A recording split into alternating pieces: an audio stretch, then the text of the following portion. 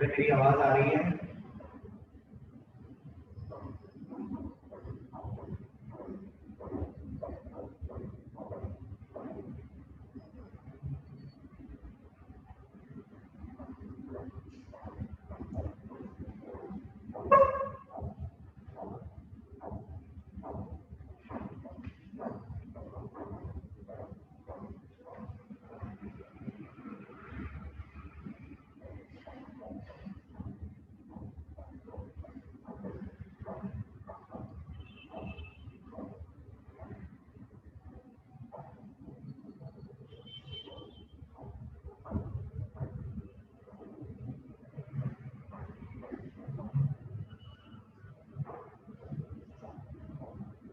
बेटे आवाज आ रही है?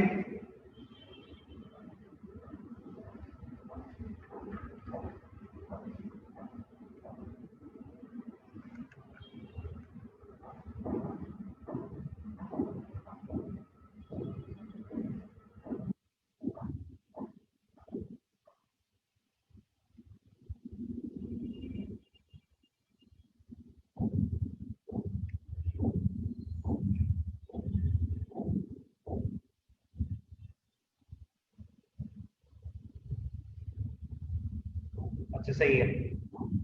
हमारा चैप्टर नंबर 8 का एक टॉपिक रह गया था बेटे, वो ये है पीलियोट्रॉपी।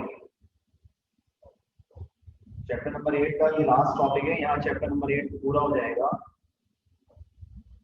टॉपिक का नाम है पीलियोट्रॉपी।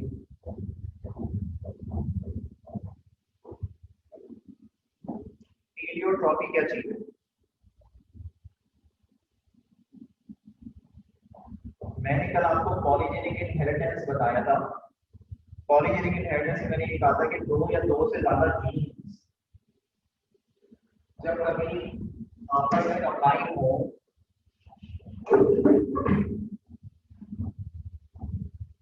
और किसी कैरेक्टर को डेवलप करें, दो से या दो से ज्यादा सेपरेट पेयर ऑफ जीन्स जब कभी मिलके आपस में किसी कैरेक्टर को डेवलप कराएं तो उसको पॉलीजेनिक इनहेरिटेंस कहते हैं।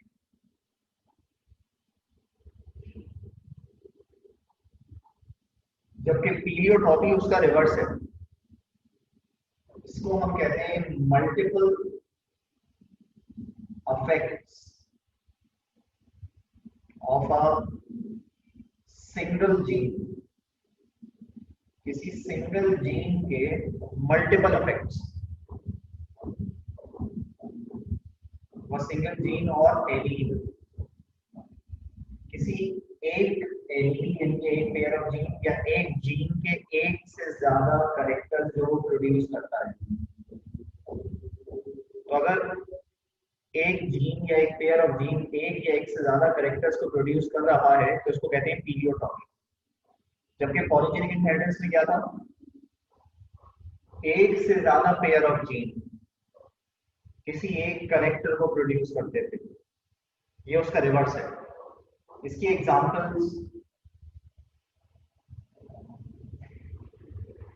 एग्जांपल्स इंसानों में एक बीमारी है। पहली एग्जांपल जो है इंसानों में इसकी बीमारी है, एक बीमारी होती है, इसको कहते हैं फिनाइलकीटोन्यूरिया। ये हमने चैप्टर नंबर 6 में पढ़ी थी। इस बीमारी में phenyl alanine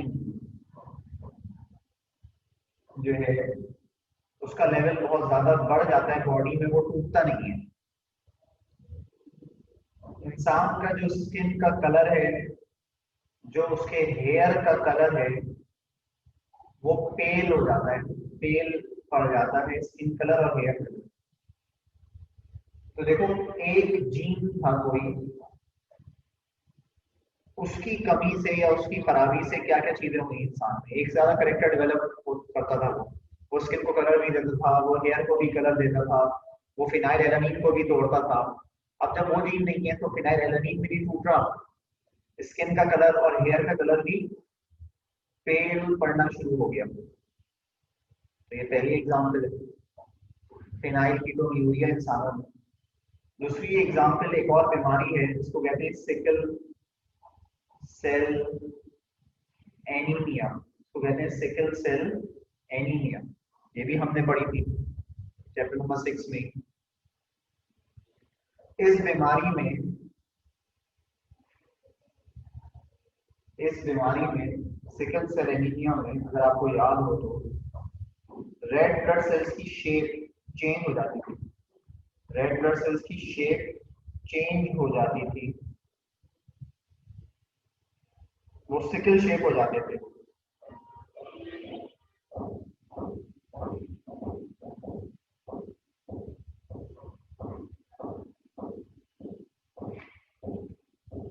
red blood cells की जो शेप है वो चेंज हो जाती है, सिकल शेप हो जाती है। इसके अलावा हीमोग्लोबिन भी चेंज हो जाता है। तो बिल्कुल कोई एक जीन था जो रेड ब्लड सेल्स को भी शेप देता था और हीमोग्लोबिन को भी शेप देता था। अब जब वो जीन चेंज हो गया या डैमेज हो गया तो अब ना रेड ब्लड सेल्स को शेप दी जा रही है सही, ना हीमोग्लोबिन के लिए, एक से ज्यादा कैरेक्टर अफेक्टेड है। तो ये भी इसके एग्जाम्पल है। इसके अलावा ये तो इंसानों की बात करी हमने। अगर हम बात करें दूसरे एनिमल्स की, जैसे फ्रूट फ्लाई की बात करें, फ्रूट फ्लाई वो फ्लाई है जो फ्रूट्स के ऊपर पाई जाती है, उसकी बात करें तो फ्रूट फ्लाई में एक ही जीन डेवलप कराता है वाइट आई कलर को। अगर वो जीन होगा तो उसकी आंखों का कलर वाइट होगा फ्रूट फ्लाई। इसके अलावा यही जीन कलर देता है टेस्टिस को, यही जीन शेप बनाता है स्पर्म को रिसीव करने वाले स्ट्रक्चर्स की फीमेल में। तो देखो एक ही जीन फ्रूट फ्लाई में 3 काम कर रहा है, आई को कलर दे रहा है, टेस्टिस को कलर दे रहा है, और फीमेल के पास जो रिसेप्टिकल्स होते हैं जो रिसीव करते हैं स्पर्म को, उनको भी शेप दे रहा है। इसी तरीके से एक और एग्जांपल, बिल्लियों में, कैट्स में एक ही जीन उनके बालों को वाइट कलर देता है, यही जीन उनकी आंखों को, आईज को ब्लू कलर देता है, और ये डेफनेस क्रिएट कराता है, मतलब बहरापन। तो अगर ये जीन है, ये एक ही जीन के 3 काम है, वाइट कलर देना बालों को, ब्लू आईज डेवलप करना और डेफनेस क्रिएट करना। तो देखो एक ही जीन के इतने सारे फंक्शन है, तो अगर एक ही जीन एक से ज्यादा काम कर रहा हो तो इस फिनोमेना को कहते हैं पीलियोट्रॉपी। इसके अलावा और भी इसके एग्जाम्पल हैं, ये लास्ट है बस बात इसकी एग्जाम्पल्स में।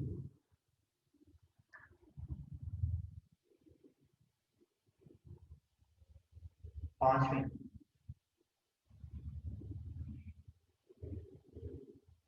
बहुत सारे मेटाबॉलिक फंक्शन ऐसे हैं, बहुत सारे मल्टीपल मेटाबॉलिक फंक्शंस ऐसे हैं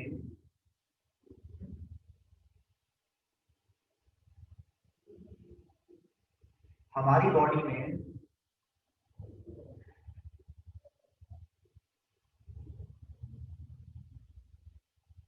जो कि इंटर रिलेटेड है। इंटर रिलेटेड है मतलब उन मेटाबॉलिक फंक्शंस का एक दूसरे से ताल्लुक है। कैसे ताल्लुक है? अब यहाँ पर अगर तुम देखो, मैं एक डायग्राम सी बना रहा हूँ, तो गौर से देखना। बिल्कुल एक मेटाबॉलिक फंक्शन हो रहा है, उसमें एक सब्सटेंस है डी, ये कन्वर्ट हुआ एक सब्सटेंस में, उसका नाम है सी।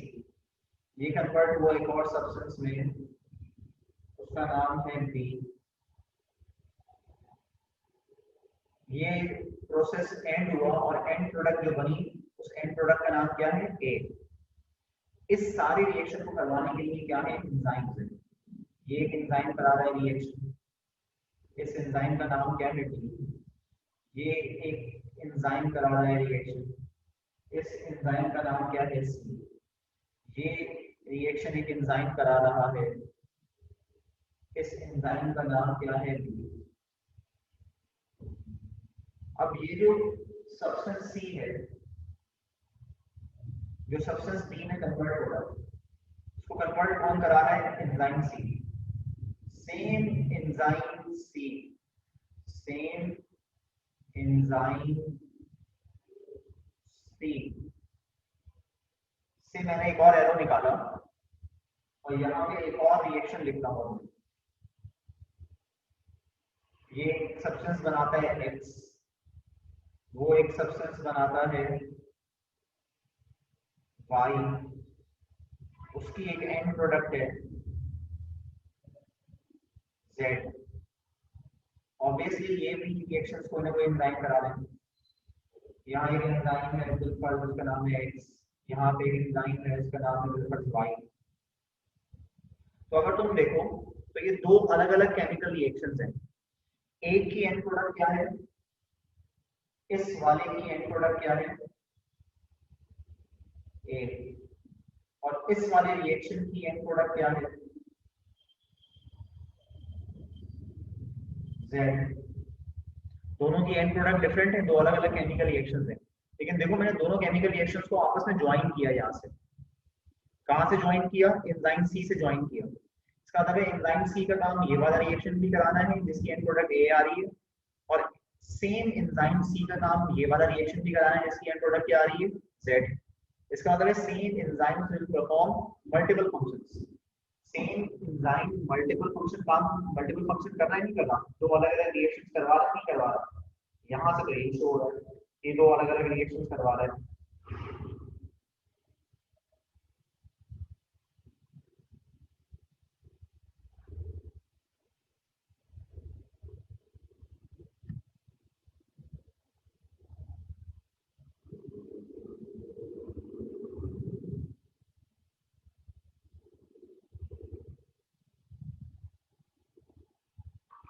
सेम इसी तरह से जैसे यहाँ पर एक ही एंजाइम ये मल्टीपल मेटाबॉलिक पाथवे करा रहा है, सेम इसी तरह से एक ही जीन हमारी बॉडी में या किसी भी जानदार की बॉडी में मल्टीपल करेक्टर्स को डेवलप करा सकता है। और ये भी जो एंजाइम है ये भी किसने प्रोड्यूस किया है? जीन ने ही तो प्रोड्यूस किया है एंजाइम को। कोई एंजाइम ऑन देयर ओन थोड़ी प्रोड्यूस होते हैं, इनको कौन प्रोड्यूस करवाता है? ये बात भी हमने चैप्टर नंबर 6 में पढ़ी थी। इनको कौन प्रोड्यूस करवाता है? जीन्स प्रोड्यूस करवाते हैं। तो एक ऐसा फिनोमेना जिसमें एक जीन एक से ज्यादा करेक्टर्स को डेवलप करे किसी भी जानदार में, इस फिनोमेना को कहते हैं पीलियोट्रॉपी। क्लियर हो गई बेटे बात?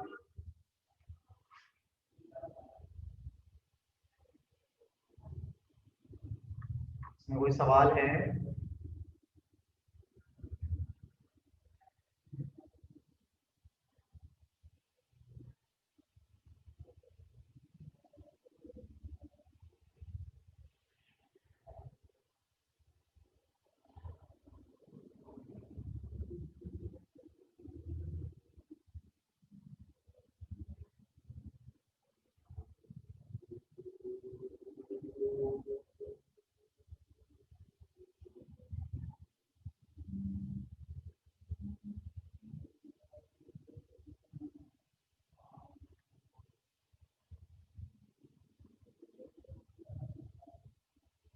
अब ये हमारे चैप्टर लाइन से अरेंज हो गए, चैप्टर यहाँ कंप्लीट हो गया बेटे। ये चैप्टर यहाँ कंप्लीट हो गया, हमारे चैप्टर लाइन से अरेंज हो गए 6 7 8 9 10। और लॉकडाउन जो था, इससे पहले जो लॉकडाउन था उसमें मैंने 1 3 और 11 कराए थे। जो पिछला लॉकडाउन गुजरा है उसमें मैंने 1 3 और 11 कराए थे।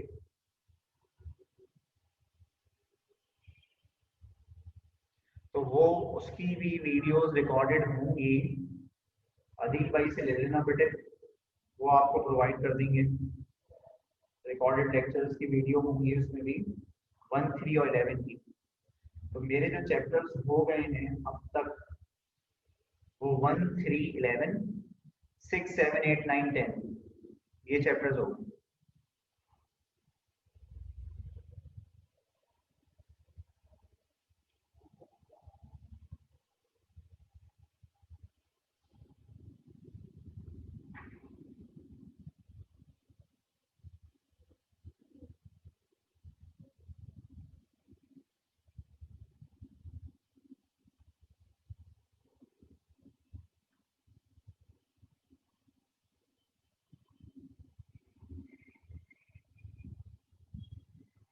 सही है।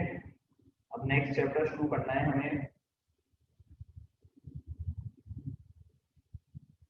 इस चैप्टर का नाम है, चैप्टर नंबर 2 है, इसका नाम है सपोर्ट एंड मूवमेंट। चैप्टर का नाम है, चैप्टर नंबर 2 स्टार्ट करना है। चैप्टर नंबर 2 स्टार्ट करना है। चैप्टर का नाम है सपोर्ट एंड मूवमेंट, और ये कंबाइंड चैप्टर है बेटे, ज़ूलॉजी और बॉटनी का कंबाइंड चैप्टर है ये, सपोर्ट एंड मूवमेंट।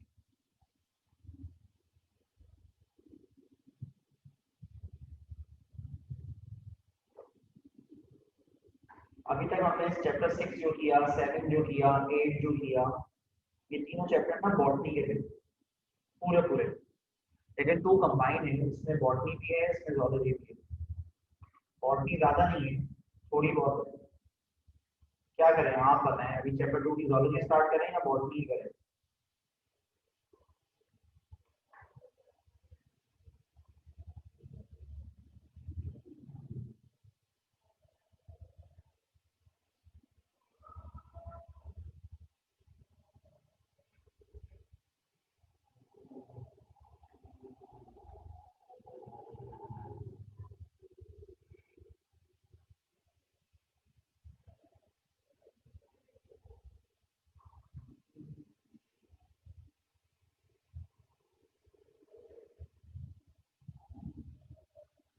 भाई बॉटनी वाले 2 आ गए, ज़ूलॉजी वाली 1 है।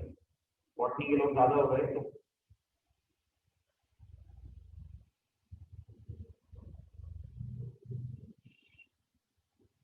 3 3 हो गए बॉटनी वाले। सही है, बॉटनी करते हैं।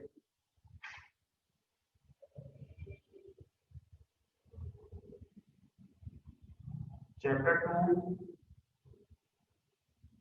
की जो बॉटनी है वो स्टार्ट कर रहे हैं।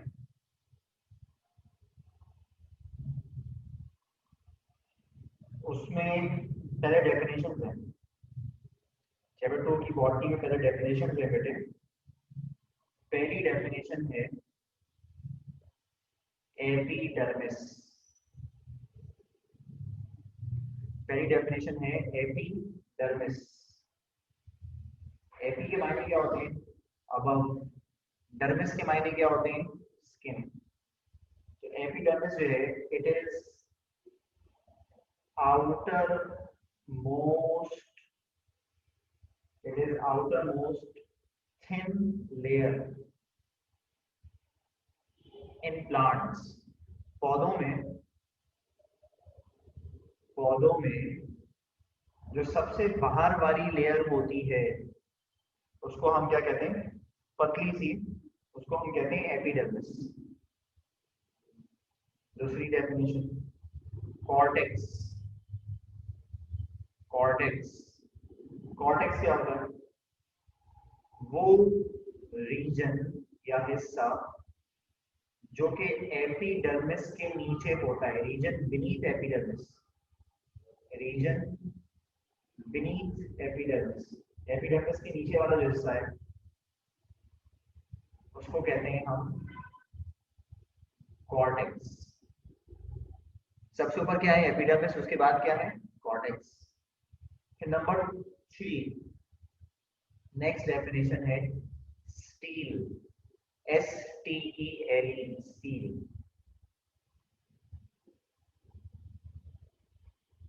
जो सेंट्रल पोर्शन है, बीच वाला हिस्सा, जो सेंट्रल पोर्शन है ऑफ कॉर्टेक्स, कॉर्टेक्स का, कॉर्टेक्स का बीच वाला जो हिस्सा है उसको क्या कहते हैं?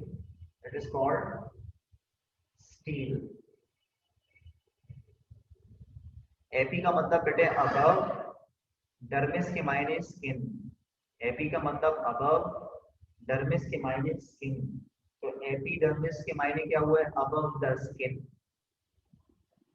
सही है, सही है बेटे दुबई का। अच्छा, यहाँ पर मैंने 3 डेफिनेशन लिखी बेटे, एक एपिडर्मिस, एक कॉर्टेक्स और एक स्टील। एपिडर्मिस जो है वो सबसे ऊपर वाला जो लेयर है प्लांट्स में सेल्स के ऊपर, उसको कहते हैं एपिडर्मिस। उसके नीचे जो नेक्स्ट स्ट्रक्चर है वो कॉर्टेक्स है। कॉर्टेक्स के बीच वाला जो हिस्सा है उसको क्या कहते हैं? स्टील।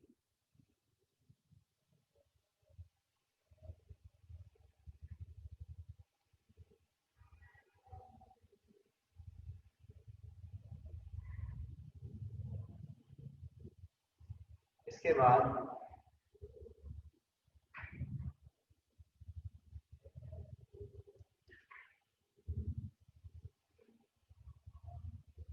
नेक्स्ट डेफिनेशन है बॉटनी की ही, टर्गर प्रेशर। नेक्स्ट डेफिनेशन है टर्गर प्रेशर। टर्गर प्रेशर ये क्या होता है?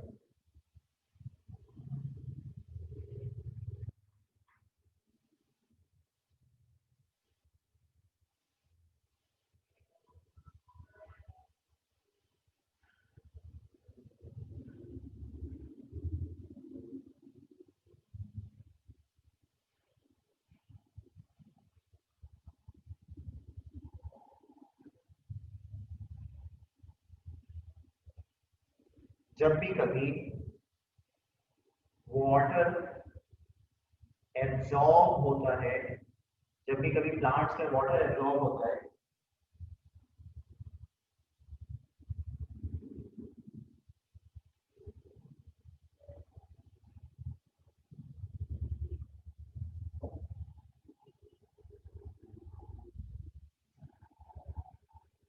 जो सेल्स होते हैं उनमें एंडोऑस्मोसिस होती है।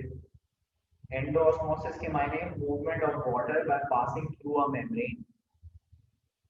Movement of water inside a cell by crossing its membrane. एक मेम्ब्रेन को क्रॉस करके पानी अंदर आ जाता है सेल के। तो पानी सेल के अंदर आ जाएगा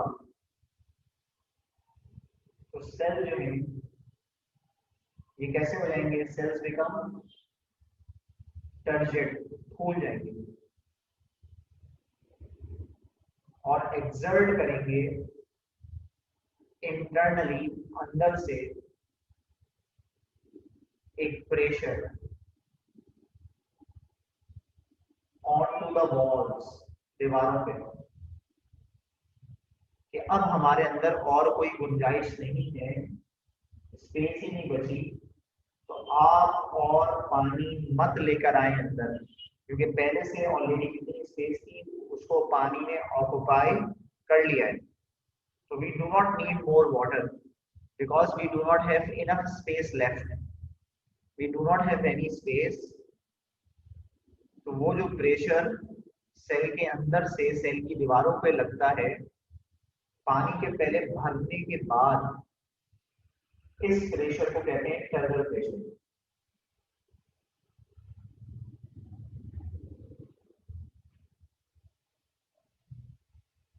वो प्रेशर जो सेल की दीवारें सेल पे लगाती हैं, वो प्रेशर जो सेल सेल की दीवारों पे लगाता है कि हमें और मूवमेंट ऑफ वाटर की या हमें और पानी की जरूरत नहीं है, हमारे अंदर पहले से भी पानी बहुत भरा हुआ है, इस प्रेशर को हम क्या कहते हैं? Trouble pressure.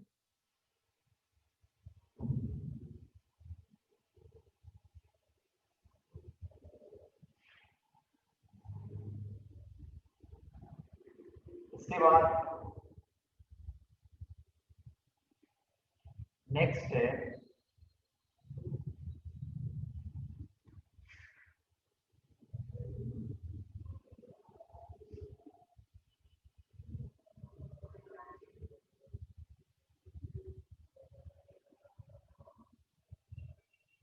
हार्ट, वो और एक है सैपवुड। ये दो डेफिनेशन आपने 9th क्लास की बायोलॉजी में भी पढ़ी थी बेटे, हार्डवुड और सैपवुड। ये क्या है? जब कोई पौधा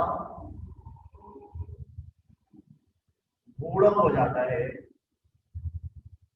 मतलब उसकी एज ज्यादा हो जाती है, जब किसी पौधे की, किसी दरख्त की एज, उम्र ज्यादा हो जाती है, तो केमिकल सब्सटेंसेस होते हैं कुछ जो पौधा बना रहा होता है अपने अंदर। ये केमिकल सब्सटेंसेस कौन से हैं, इनके नाम क्या है? एक का नाम है रेजिन, RESIN रेजिन। एक का नाम है गम, GUM गम। एक का नाम है टेनिस, TANNIS टेनिस। ये है केमिकल सब्सटेंस जो पौधा बना रहे हैं अपने अंदर।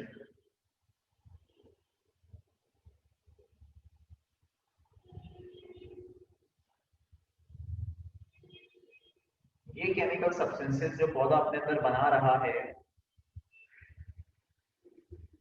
ये जाइलम, ये नाम आपने सुना हुआ होगा पहले।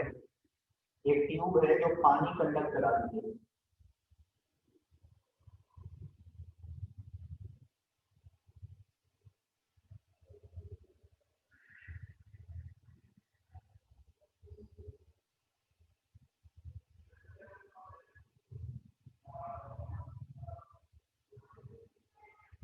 जाइलम जो पानी कंडक्ट कराती है, जो टुवर्ड्स द सेंटर है ऑफ स्टेम, स्टेम के बिल्कुल सेंटर में है। इसके अंदर ये केमिकल जाके क्या होते हैं, डिपॉजिट हो जाते हैं। केमिकल्स जो है डिपॉजिट हो जाते हैं, जमा हो जाते हैं जाइलम में। जब केमिकल डिपॉजिट हो जाएंगे जाइलम में, कौन से केमिकल होंगे मैंने नाम लिख दिए, रेजिन, गम और टेनिस वगैरह। तो ये जो जाइलम है जिसका काम है पानी कंडक्ट कराना, अब जब इसमें ये केमिकल भर जाएंगे तो क्या इसमें से पानी गुजर पाएगा? यानी कि ये जो जाइलम है ये कैसी हो जाएगी, xylem become non functional. Xylem become non functional. Xylem कैसी हो जाएगी, नॉन फंक्शनल हो जाएगी।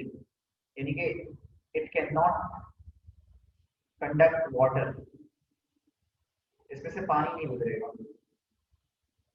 तो अगर बिलफर्स कोई जाइलम की वेसल जिसमें ये केमिकल सब्सटेंसेस वगैरह आके भर जाए और अब उसमें से पानी ना गुजर पाए, तो ऐसी जाइलम की वेसल को क्या कहते हैं, ऐसी जाइलम की वेसल्स को क्या कहते हैं हम, हार्डवुड। ऐसी जाइलम की वेसल्स को फिर क्या कहते हैं हम, हार्डवुड।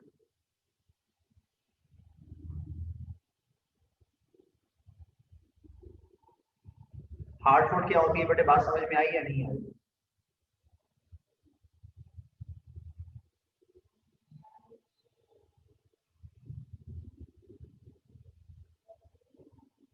मैंने कहा जाइलम की जो वेसल्स हैं टुवर्ड्स द स्टेम जो है, अगर उनमें केमिकल सब्सटेंस जो पौधे बनाते हैं खुद अपने अंदर, लेकिन उसको रिलीज कर देते थे पहले, लेकिन जब उनकी एज ज्यादा हो गई तो वो रिलीज करना उन्होंने बंद कर दिया, बल्कि अपने अंदर ही जाइलम की, जाइलम के जो इनर रिंग है, अंदर की तरफ जो रिंग मौजूद है जाइलम का टुवर्ड्स द स्टेम, उसके अंदर केमिकल सब्सटेंसेस को, टेनिस, रेजिन और गम को भरना शुरू किया।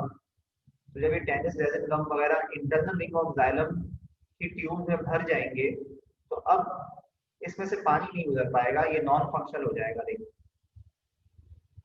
जब ये नॉन फंक्शनल हो जाता है जाइलम का इनर मोस्ट रिंग, तो इसको हम कहते हैं हार्डवुड।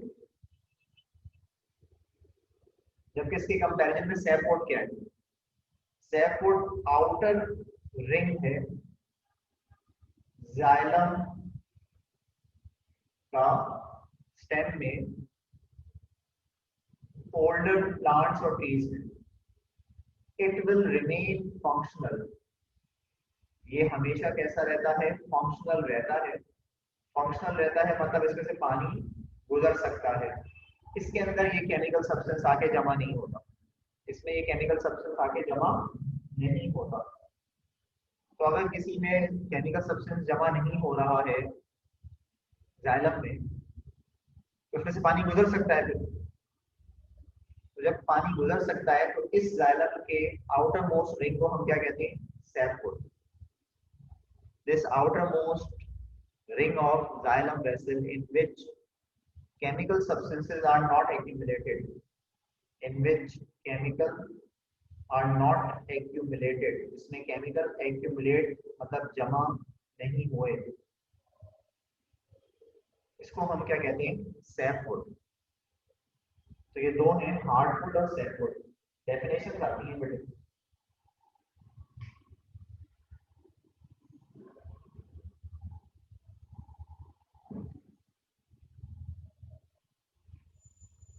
बेटे हर ट्री बनाते हैं फायजा, ओल्ड ट्री नहीं, हर ट्री बनाते हैं केमिकल सब्सटेंस। लेकिन अलग अलग प्लांट्स में अलग अलग केमिकल सब्सटेंस होते हैं, उसको रिलीज कर देते हैं। लेकिन ओल्ड ट्रीज जो हैं वो रिलीज नहीं कर पा रहे क्योंकि उनके फंक्शन रिड्यूस हो गए हैं। एक प्रोसेस है उसको कहते हैं एजिंग, AGING, जिसका मतलब है कि आहिस्ता आहिस्ता फंक्शन का लॉस हो जाना। दुनिया के हर जानदार में ये प्रोसेस हो रहा है एजिंग का, AGING, एजिंग का, जिसकी वजह से पौधों में भी हो रहा है ये प्रोसेस। तो पौधे ये केमिकल सब्सटेंस पे टिका नहीं पाते क्योंकि उनके फंक्शन रिड्यूस हो चुके होते हैं। सही है फायजा?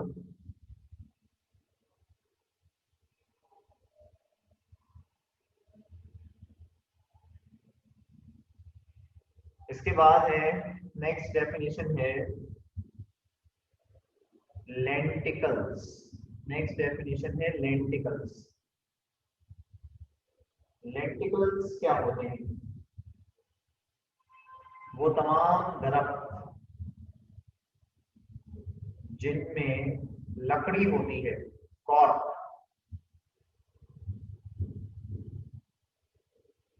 वो तमाम दरख्त या पौधे जिनमें लकड़ी होती है, कॉर्क होती है,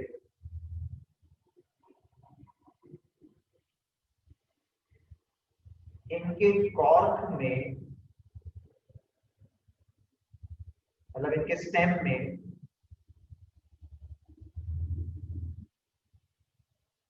स्पेसेस होती हैं, जगहें होती हैं, दे कंटेन स्पेसेस, या आप यूं कह रहे हैं ओपनिंग्स होती हैं, सुराख होते हैं, जिसके थ्रू जिसके थ्रू गैसेस या वाटर वेपर्स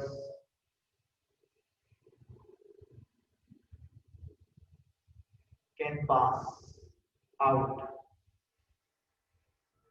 जहां से वाटर वेपर या गैसेस बाहर जा सकते हैं। इन स्पेसेस को हम क्या कहते हैं? लेंटिकल्स।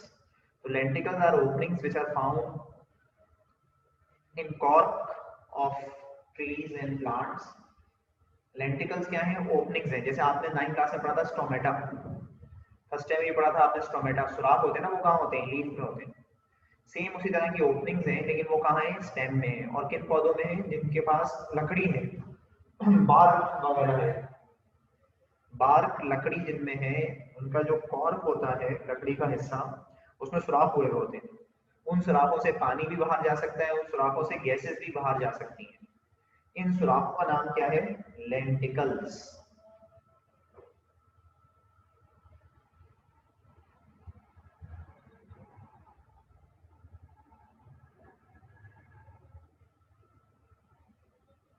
ये बेटा यहाँ तक की बात क्लियर है?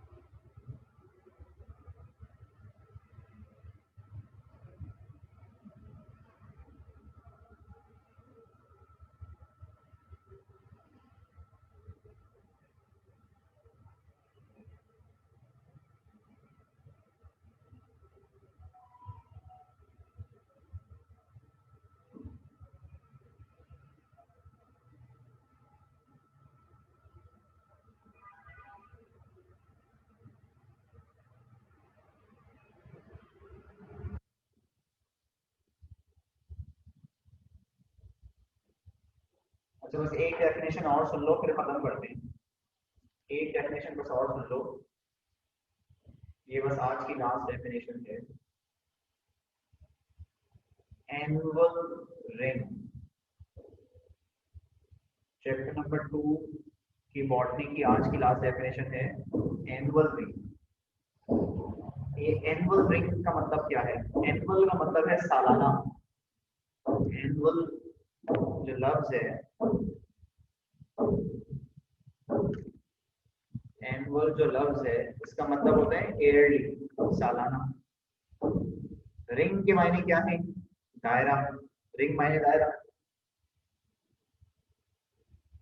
हर साल, एवरी ईयर, प्लांट्स के अंदर, हर साल प्लांट्स के अंदर सेकेंडरी जाइलम, हर साल प्लांट्स के अंदर सेकेंडरी जाइलम की फॉर्मेशन होती है कंसेंट्रिक पैटर्न में। कंसेंट्रिक पैटर्न में मतलब बिल्कुल ये स्टेम है, उसके इर्द गिर्द इस तरह की लेयर्स डेवलप होती हैं हर साल। कंसेंट्रिक मतलब टुवर्ड्स द सेंटर, कंसेंट्रिक मतलब टुवर्ड्स द सेंटर। हर साल एनुअली जाइलम के रिंग्स डेवलप होते हैं प्लांट में। इनको कहते हैं हम सेकेंडरी जाइलम। जब पौधा सीड की स्टेज में होता है तो उसमें जाइलम जो बना हुआ होता है या फ्लोएम जो बना हुआ होता है उसको कहते हैं प्राइमरी जाइलम और प्राइमरी फ्लोएम। उसके बाद जब और जाइलम डेवलप होता है, जब वो इरप्ट हो जाता है, जब उसकी जर्मिनेशन हो जाती है, तो अब जो जाइलम बनता है उसको कहते हैं सेकेंडरी जाइलम और सेकेंडरी फ्लोएम। तो हर साल पौधों में या दरख्तों में, स्टेम में सेकेंडरी जाइलम बनते हैं स्टेम के अंदर कंसेंट्रिक पैटर्न में। कंसेंट्रिक पैटर्न मतलब टुवर्ड्स द सेंटर। ये जो हर साल दायरे बन रहे हैं सेकेंडरी जाइलम के, इनको कहते हैं annual rings. These rings of xylem, of secondary xylem, which are formed every year, they are called annual ring. इनको कहते हैं annual ring.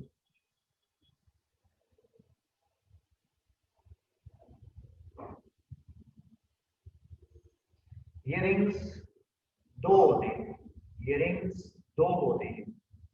एक रिंग को कहते हैं हम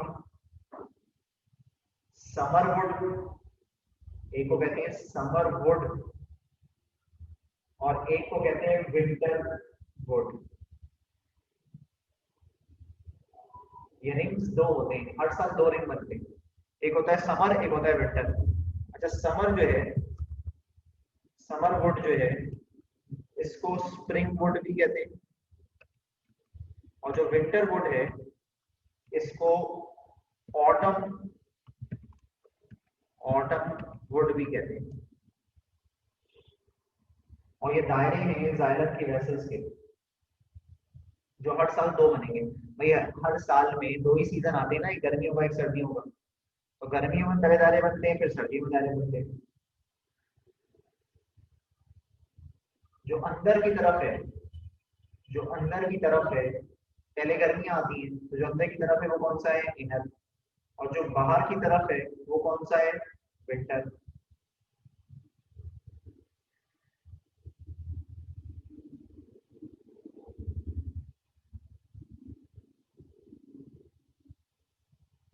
ये जो समर है, जो समर वुड है, ये जो समर सीजन में बना है जाइलम की वेसल्स, ये लार्ज होती हैं।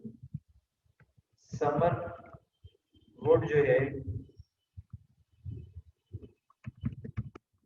इनमें जो वेसल्स हैं वो लार्ज होती हैं, और विंटर में जो बनी है, विंटर वुड में जो वेसल्स हैं ये स्मॉल होती है।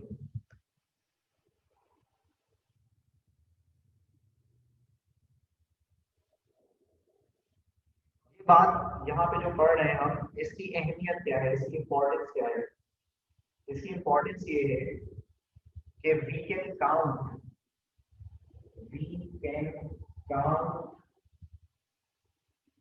The accurate age of a tree by counting the number of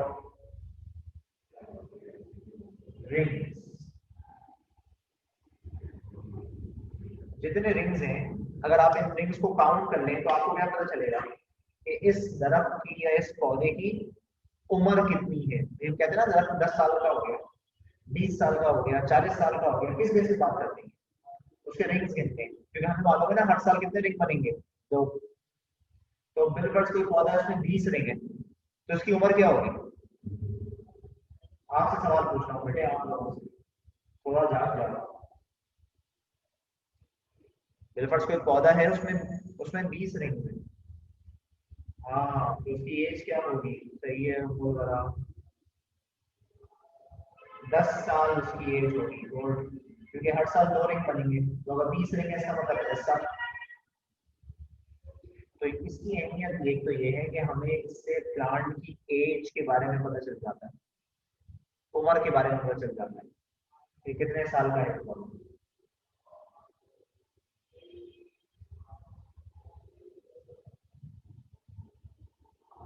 सही है बेटे।